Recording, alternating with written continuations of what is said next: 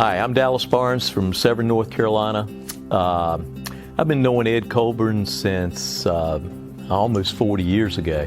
Known him through when he came up here around Severn doing some logging back over the years, and got to be friends with him then. He wasn't doing any work for me. I really didn't have any timber for him to cut, but I've known him for a long time, and the first thing I can think about is I think about trustworthiness, integrity.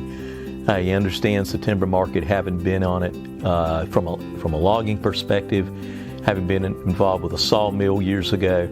I think he understands it pretty well and is trustworthy. He is just somebody that I can trust to give me straight information that is going to allow me to get the best value out of the timber, depending on what I'm trying to accomplish, the way I want to log and what I want to accomplish, between a balance of revenue and wildlife management and timber management.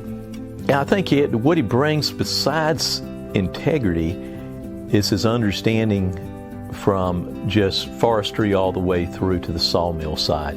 I think he understands the whole industry. And I think that's unique. Some guys are really strong in forestry, some are really great with logging, some are great in understanding values of timber, and I think he really encompasses the whole A to Z, cradle to grave aspect of it. I just had a tract cut about 100 acres, timber that I'd owned a long time, and it really exceeded what I expected. I had it cruised by another party actually, and we went out and found a good logger to work with. Ed found someone really good to work with. We divided it on the stump based on values and where it was going to go to each sawmill and each end user, and he really did maximize the value out of that tract. He did a great job. Ed was up here, even though Ed's about an hour and 15 minutes away, he was here every week, multiple times a week.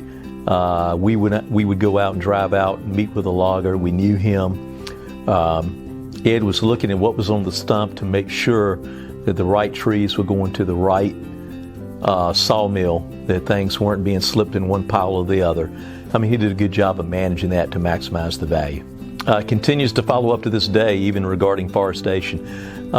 He still is involved with that today as we get it set up to replant. He is. Involving whether or not Ed overpromised and underdelivered or underpromised and overdelivered, I think I was surprised. He gave me some numbers he thought he'd be able to cut out of the tract, and it exceeded that almost by 20% of what he initially estimated to be in the tract. So he overperformed based on that initial cruise and estimate that he came forward